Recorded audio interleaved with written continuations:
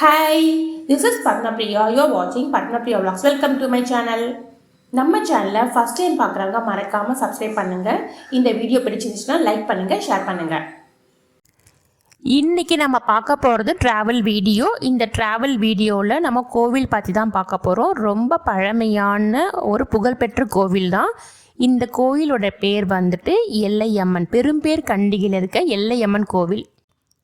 பெரும்பேர் கண்டிகை எல்லையம்மன் கோவில் எங்கே இருக்குதுன்னு பார்த்தீங்கன்னா, சென்னை டு திருச்சி போகிற ஹைவேஸில் அச்சரப்பாக்கத்துக்கு பக்கத்தில் 5 கிலோமீட்டர்ஸில் லெஃப்ட் ஹேண்ட் சைட்லேருந்து கட் பண்ணிங்கன்னா அங்கேருந்து 2 கிலோமீட்டர்ஸில் பெரும்பேர் கண்டிகை இருக்குது. இந்த கோவில் வந்துட்டு 1700 வருஷம் பழமையான கோவில். கோயிலுக்கு பக்கத்தில் பார்த்தீங்கன்னா ரயில்வே ஸ்டேஷன் பார்த்தீங்கன்னா தொழுப்பேடு ரயில்வே ஸ்டேஷனும் அச்சரப்பாக்கம் ரயில்வே ஸ்டேஷனும் அதில் இறங்கிட்டிங்கன்னா கோயிலுக்கு ஈஸியாக போகலாம். பஸ் ஸ்டாண்டுன்னு பார்த்தீங்கன்னா பெரும்பேர் கண்டிகை பஸ் ஸ்டாண்டு. எல்லையம்மன் கோவிலுக்கு பக்கத்துலேயே வந்துட்டு ஒரு சஞ்சீவி மலை இருக்குது. அந்த மலையில் ஒரு முருகன் டெம்பிள் இருக்குது. இன்றைக்கி நம்ம பார்க்க போகிறது என்னென்னு பார்த்தீங்கன்னா எல்லையம்மன் கோவிலில் மட்டும்தான் இப்போ நம்ம பார்க்க போகிறோம். இந்த எல்லையம்மன் கோவில் பார்த்திங்கன்னா 1500லேருந்து 1700 வருஷம் பழமையான கோவில் அப்படின்னு சொல்லிட்டு அறநிலைத்துறையெல்லாம் வந்துட்டு அவங்க கண்டுபிடிச்சிருக்காங்க.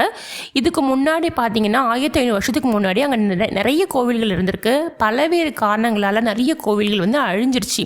இப்போ அந்த கோவில் அழிஞ்ச கோவில் அங்கே நிறைய இருக்குது. பார்த்தீங்கன்னா மண்டபமெல்லாம் அழிஞ்சு போய் பக்கத்தில் இருக்கும். அதெல்லாம் நமக்கு ஒரு அடையாளம் தான். எல்லையம்மன் கோவில் இன்னும் வந்து நிலச்சி நின்றுட்டுருக்கு. நிறைய பேருக்கு வந்துட்டு அந்த ஊரில் இருக்க காவல் தெய்வமாக இருக்கட்டும், எல்லை தெய்வம் எல்லாமே வந்துட்டு இந்த எல்லையம்மனை விளங்கிட்டுருக்காங்க. ஒவ்வொரு வீட்லேயும் அந்த சுவாமியை வந்துட்டு குலதெய்வமாக நினச்சிட்ருக்காங்க. ஒவ்வொரு வீட்லேயும் முடி இறக்குதல், காது குத்துற வேலை, கல்யாணம் எல்லா விசேஷமும் அங்கே நடந்துட்டு தான் இருக்குது. எந்த ஒரு விசேஷமும் அந்த கோவிலில் நடைபெறாமல் இது வரைக்கும் விட்டதே கிடையாது. பல நூறு ஆண்டுகளாக வந்துட்டு எத்தனையோ பேர் ஆண்டிருக்காங்க. பிரிட்டிஷ் காலத்தில் ஆண்டிருக்காங்க. எவ்வளோ பேர் ஆண்டுனாலும் சரி அந்த கோவிலில் இருக்கிற அந்த விசேஷங்களும் அந்த பரிகாரங்கள் பூஜைகள்லாம் வந்து தொடர்ந்து வந்துகிட்டே இருக்குது. அந்த கோவிலுக்கு சிறப்பான விஷயம் என்னென்னு பார்த்தீங்கன்னா, ஒரு பெரிய வேப்ப மரம் உள்ளுக்குள்ளே இருக்குது. அந்த வேப்ப மரம் பார்த்திங்கன்னா ரொம்ப ரொம்ப வருஷம் தொட்டு அது இருந்துட்டதுனால ரொம்ப பழமையான ஒரு மரம். அதை கடவுளாக வச்சு கோயிலுக்குள்ளேயே வந்துட்டு சிமெண்ட்லாம் வச்சுட்டு அவங்க ஒரு நாகம் மாதிரி வச்சு சாமி கும்பிட்டுருக்காங்க. அது ஒரு தலை விருட்சமாக அந்த மரம் வளர்ந்துட்டுருக்கு. அது மட்டும் இல்லாமல் ஒரு அரச மரம் இருக்குது. அந்த அரச மரத்தில் வந்துட்டு கல்யாணம் ஆகணும்னு நினைக்கிறவங்க வந்துட்டு மஞ்சள் கயிறை வந்து தாலியாக கட்டலாம். குழந்தை வேணும் அப்படின்னு நினைக்கிறவங்க தொட்டிலாக கட்டலாம். நானும் நிறைய தடவை வந்துட்டு ரெண்டுமே கட்டியிருக்கேன். நான் கல்யாணத்துக்கும் கட்டியிருக்கேன், குழந்தைக்கும் நான் கட்டியிருக்கேன். அந்த கோயிலை சுற்றினாலே நமக்கு வந்து ஒரு நல்ல ஒரு பாசிட்டிவிட்டியான ஒரு ஃபீல் கண்டிப்பாக கிடைக்கும். ரொம்ப சக்தி வாய்ந்த ஒரு டெம்பிள். அந்த சுவாமி வந்துட்டு ரேணுகா பரமேஸ்வரி, அந்த சுவாமியோட நேமு. அவங்க காட்சி அளிக்கிறாங்க.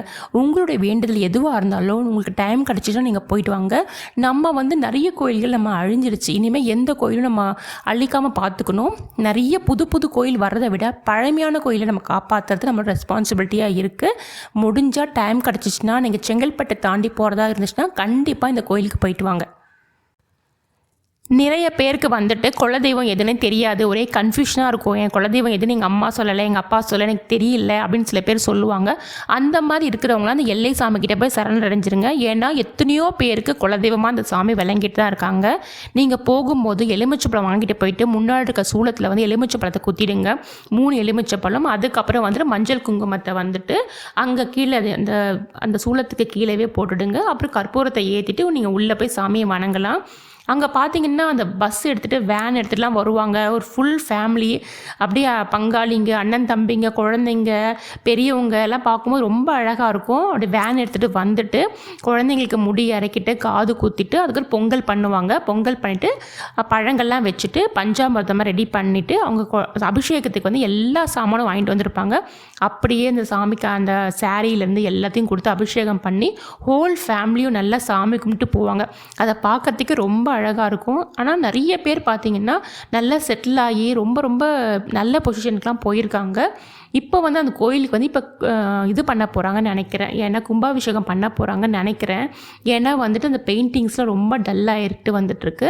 நீங்கள் வந்து இனிமேல் நம்ம எந்த கோயிலும் அழிய விடாமல் பார்க்கணும். நம்மளால் முடிஞ்சது நீங்கள் எந்த கோயிலுக்கு போனாலும் பால் அடைஞ்சு ஏதாவது இருந்துச்சுன்னா உங்களால் முடிஞ்ச காணிக்கையை நீங்கள் செலுத்திட்டு வந்துடுங்க.